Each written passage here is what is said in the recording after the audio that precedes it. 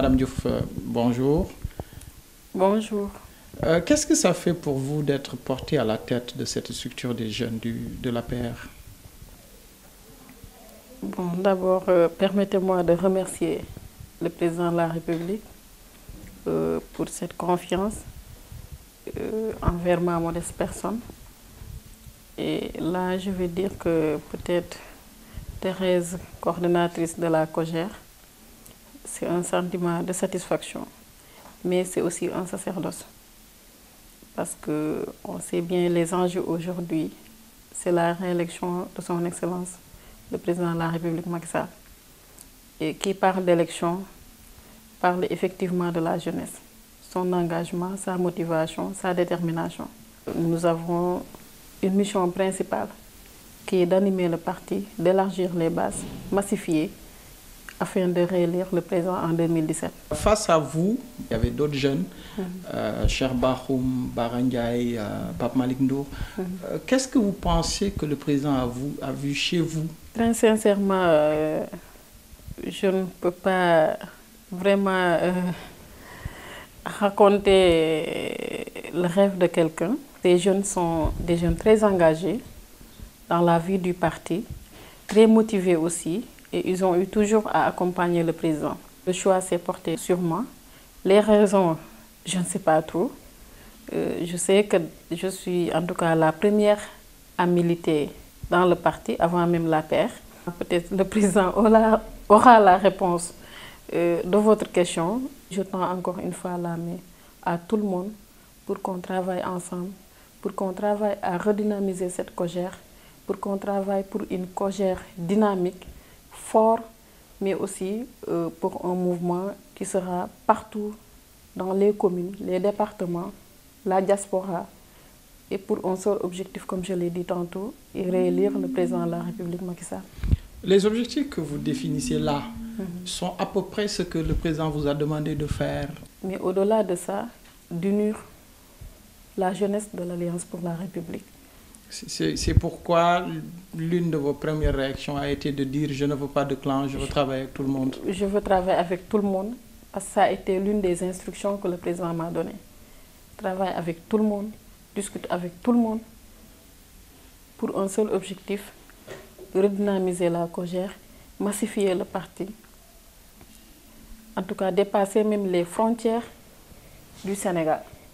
Avant d'en être la coordonnatrice, quelle est la vision que vous aviez du fonctionnement de la COJER? Je ne veux pas critiquer, mais la différence qui existe entre la COJER et le maire que je dirigeais est très nette. Parce qu'au moins avec le maire, on était très structuré. Dans tous les départements, dans toutes les communes, il y avait des maires locaux. Et là, on sentait réellement qu'il y a l'animation du parti. Donc, ne serait-ce avec cette expérience que nous avions au niveau du maire, nous pouvons renforcer cela pour encore redynamiser la COJER à travers l'animation, l'implication de tout le monde, mais à travers aussi le terrain. Parce que je pense aujourd'hui, ce qui nous manque, nous, au niveau des jeunesses de l'Alliance pour la République, on n'a pas un contact direct avec les jeunes qui sont dans les localités les plus lointaines du Sénégal. Nous avons eu à faire la caravane Fossalion Yokote, qui était des moments forts pour nous, jeunes de l'Alliance pour la République, pour entrer en contact avec nos camarades jeunes, mais aussi vivre les réalités, en tout cas, qu'ils vivent sur le terrain, les réalités politiques, je veux dire. Et ça a été des moments aussi pour qu'on puisse discerner effectivement les problèmes auxquels les jeunes sont confrontés au niveau de leur localité. Voulez-vous dire que c'est une structure dans laquelle tout est à faire? Les jeunes de l'Alliance pour la République se sont battus depuis 2008, la création de l'APR. Donc il existait un peu partout des COJER. Donc ce qui reste, c'est de créer une harmonie, une cohésion au sein de ces jeunesses-là. Qu'il y ait des retrouvailles, par exemple, semestrielles, ou tous les 3 mois, ou mensuelles, qu'on définisse un agenda très bien clair, qui pourra guider tout un chacun, mais aussi qu'on définisse aussi un plan d'action très clair, conformément à l'orientation de son Excellence le président du parti. Donc en ce moment, on pourra savoir que très clairement, la COJER a un plan d'action très bien défini. La COJER a aussi en tout cas des stratégies très bien définies pour aider l'ensemble des jeunes du parti dans le Sénégal, mais aussi dans la diaspora. Parce que la diaspora, quelque part, est très particulier et a son importance. Par exemple, en Afrique centrale, le potentiel que l'APR a là-bas, comment pouvons-nous faire, nous, en tant que jeunes, pour le capitaliser? Les jeunes qui sont dans la diaspora ont leur famille ici au Sénégal. Donc, il faut les impliquer davantage pour que, non seulement au-delà de leur engagement, qu'ils puissent aussi impulser le dynamisme chez eux ici au Sénégal. Donc, il y a beaucoup de choses à faire, en tout cas. Nous ne pourrons que... Nous sommes là juste pour continuer une mission qui a été, en tout cas, démarrée par nos anciens, par nos prédécesseurs.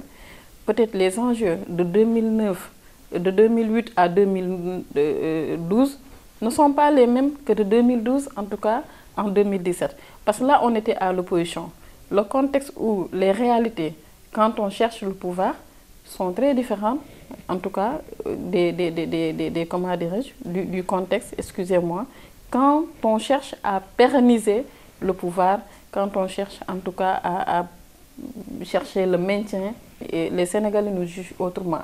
Donc, à nous jeunes, à nous responsables, de nous adapter par rapport à ce contexte et maintenant pour qu'on puisse parvenir à atteindre notre objectif.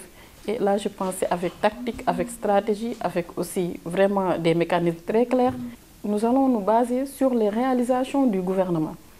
Parce que le président de la République a quand même un plan très clair dans la tête de tout le monde, le plan Sénégal émergent. Et les réalisations sont en train, en tout cas, d'être vues par tous les Sénégalais. Donc c'est à nous jeunes de porter ça, c'est à nous jeunes aussi d'aller au front, parce que la jeunesse c'est ça. Et donc je pense qu'à partir de là, on pourra réellement aboutir à vraiment trouver des solutions, mais aussi à obtenir ce que nous voulons. L'une des remarques qu'on fait généralement au Sénégal, aussi bien pour les partis d'opposition que les partis qui sont au pouvoir, c'est un peu ce rôle déterminant que les jeunes jouent dans le fonctionnement du parti, en étant carrément les fers de lance, surtout à un moment où le parti est très bien attaqué de tous les côtés, comme l'APR et son président le vivent actuellement. Vous pensez qu'il y a encore un travail sérieux, très déterminant à faire à ce niveau? Très déterminant à ce niveau, parce que là, comme je l'ai dit tantôt, peut-être être à l'opposition est très différent qu'être au pouvoir. Donc aujourd'hui, les critiques sont beaucoup plus énormes. Donc le besoin est réel au niveau de l'Alliance pour la République, surtout par rapport à la formation des jeunes, dans le débat politique, mais aussi dans la formation de façon plus globale, culture générale, les réalisations du gouvernement, la vision aussi du président de la République, qui est le plan Sénégal émergent. Donc la formation est capitale. Un parti politique qui n'a pas une jeunesse, en tout cas déterminée, n'est pas un parti politique. Beaucoup de vos anciens camarades de fac vous présentent comme une femme très combative, qui à l'époque à l'université était très présente dans les mouvements étudiants. C'est un peu ce caractère-là que vous allez ressortir aujourd'hui? Je pense que quand même, permettez-moi de remercier en tout cas tous mes camarades syndicalistes de 2008, 2007, 2008, 2009, etc., 2010, parce que j'ai des souvenirs, hein. Ma tête a été cassée en 2009, je pense, à 6 h du matin, et c'était toujours dans le champ syndical. Donc ça, quand même, l'université, c'est une formation, c'est une école. Et là, à chaque fois que vous verrez, par exemple, quelqu'un, étudiant, qui a eu à faire le syndicalisme à l'université, dès qu'il entre en politique, il a un peu de bagage quand même. Mais ça, c'était une autre école, c'était l'école syndicale. Aujourd'hui, on est dans la politique. La différence n'est pas énorme, mais quand même, il y a une différence. C'est par ce syndicalisme quand même que j'ai connu le président de la République, Macky Sall, quand je dirigeais l'association des stagiaires étudiants de Fatick. Peut-on avoir tort aujourd'hui en lançant un cri du genre jeunesse des autres partis, préparez-vous, Thérèse arrive? Bon, là, je ne peux pas le dire, parce que jeunesse des autres partis ne sont pas des ennemis, et quand même, c'est des amis. Mambouna Massal, on a été ensemble à l'université. Toussaint Manga, on a été ensemble dans le MEL, avant que le président de la République quitte le PDS, on s'est battu, on se connaît bien les Toussaint, etc.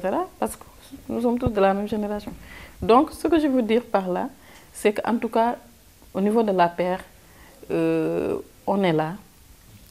Il y aura quand même des changements, il faut le reconnaître, dans la gestion, dans le management de la structure, mais aussi dans la détermination dans ce que nous sommes en train de faire.